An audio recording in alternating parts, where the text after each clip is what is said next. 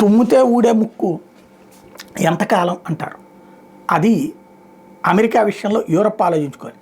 ప్రతిసారి యూరప్ వల్ల అమెరికా లబ్ధి పొందింది, కానీ అమెరికా వల్ల యూరప్ ఏం లబ్ధి పొందింది? యూరప్ వాళ్ళు తమ దేశాల యొక్క సరిహద్దుల యొక్క రక్షణకి డబ్బులు తగలేయడం ఎందుకని మొత్తం కలిసి ఒక యూనియన్గా ఉండి అమెరికాకి డబ్బులు ఇస్తున్నారు. అక్కడ అమెరికానే సంపాదిస్తుంది. పోనీ ఆ దేశాల్లో సరిహద్దుల్లోకి వచ్చి చొరబాటుదారులు ఏమన్నా అమెరికా ఆపిందా? లేదా చొరబాటుదారులు రాకుండా ఉన్నారా?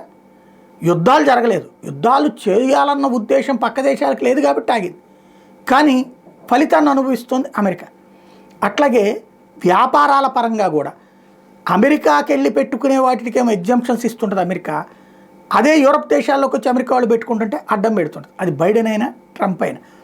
పైగా ఇప్పుడు బైడెన్ వెళ్ళిపోయాక యూరోప్ యూనియన్ని చాలా చిన్న చూపు చూడడం ప్రారంభిస్తున్నాడు Trump. The Europe union was formed in order to screw the United states.